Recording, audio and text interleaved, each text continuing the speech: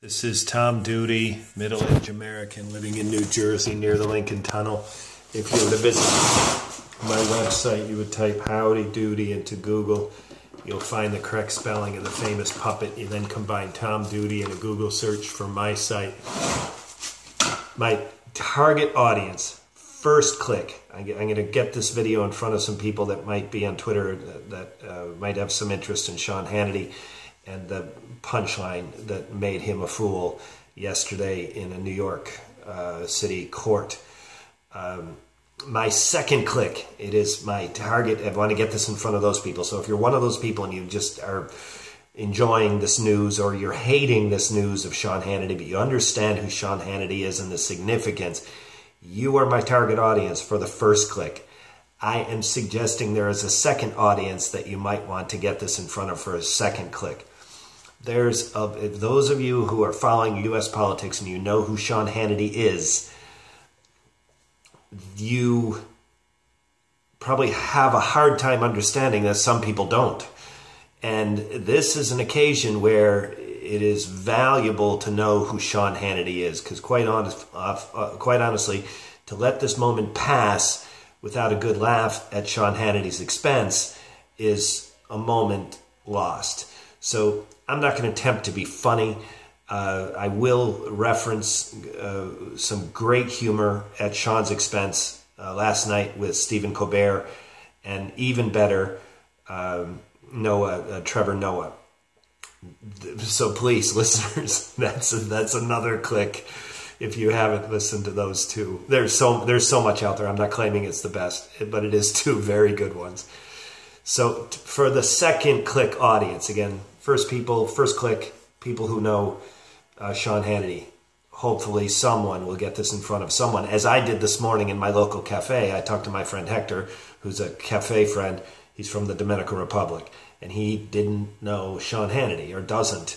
And I said, okay, so here's what happened last night, because I don't want you to miss this. So to my second audience who might not know Sean Hannity or not know Sean Hannity well enough about why this is such a huge comedic moment, this is who he is.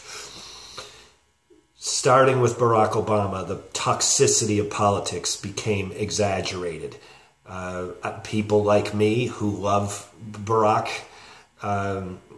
do so with such fervor that it alienated the other side who hated him. And that hate of Barack Obama became visceral and toxic. So we have people like Sean Hannity that fits in that group, and he will go to his grave, probably denying this, but he will go to his grave, in my opinion, believing Barack Obama was born in Kenya. Secondly, the man is one of many, but one of the top ones, who says the word Obamacare with force, frequency, and contempt.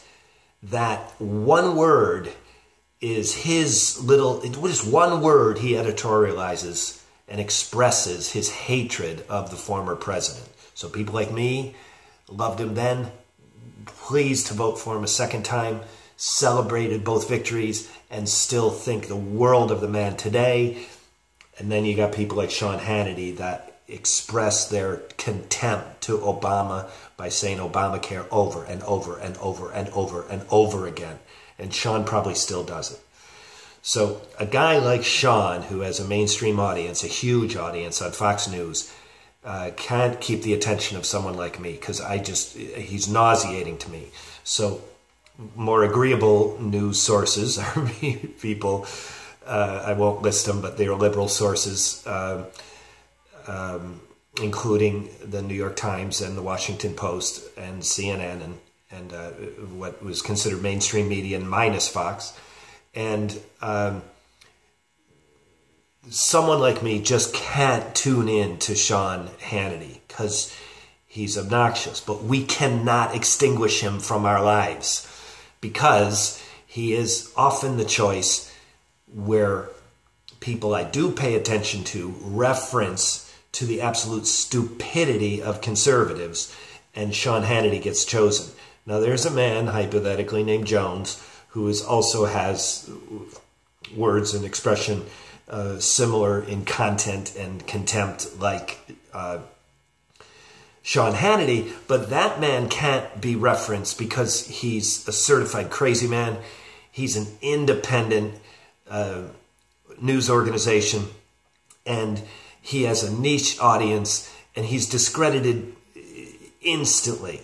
Sean, given the fact that he has something to lose, he is not independent, he has a job, and he has a huge mainstream audience with Fox News. Sean can be referenced, so he is a great choice to mock. So my relationship, my familiarity with Sean Hannity goes back a decade at least, and I just can't stand the man. And I'm not alone. He's just nauseating. So now that's who Sean Hannity is. So again, for the second click audience, the people who don't want to miss the comedic moment that happened yesterday, I'm setting the stage. This is what it's like. So imagine an old Cuban man in Havana, out on the street. I happen to be sitting on a bucket right now. I could have another bucket in front of me, and I have shells on that bucket, 3 of them. Now, I'm choosing Havana for a reason because they're probably not playing Candy Crush. Their games are more crude, like dominoes and shell games on a table in a bucket of Havana. So here's the deal. So you got this old Cuban guy who's moving these shells around, and he's got someone he's pulled out of the crowd and saying, okay, under these 3 shells are the 3 clients of Michael Cohen. Now, for this second click audience that I'm trying to reach, it doesn't really matter who Michael Cohen is. So if you don't know who Michael Cohen is, it's okay. You got to know who Sean Hannity is, and you got to understand what's about to happen. So Sean Hannity, because of legal action against him, had to disclose. He had 3 clients last year, only 3 clients. Okay, so now this old man in Cuba, this is hypothetical, the old man in Havana has the shells and he's moving them around. And he says to you, okay, pick a shell, and you pick that shell. And the old Cuban turns it over and it says, sexual perpetrator. That shell goes to the side. Now there's only 2 shells left. And we know that those are Michael Cohen's only other clients that are not known. One was deliberately not known. It was not disclosed in court until this mystery client got unmasked yesterday. So one of these clients is still known. So the old Cuban man moving the shells around again and presses to you, okay, pick another shell. And you pick a shell, and the old Cuban man picks it up and reads and says, sexual perpetrator, and sets the shell aside. Now there's 1 shell left on the board. The old Cuban man looks up and says, you pick the shell up yourself and turn it over, and it says Sean Hannity. In what's happened to U.S. politics and the toxicity that split us, really, it's been alive in this country forever. One of the most contentious elections goes all the way back to 1912. This splitting of our politics happened, but it really exaggerated with Barack Obama. And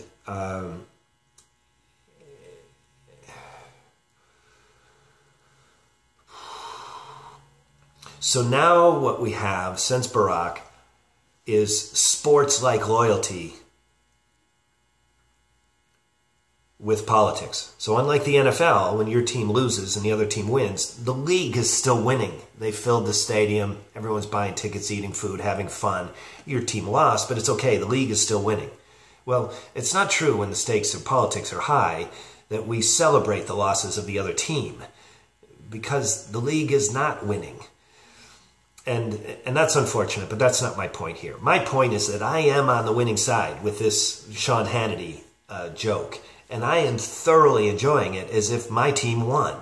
But I'm not the only one. And so 2 listeners who didn't understand who Sean Hannity is, please understand there's a lot of Americans who do know who he is.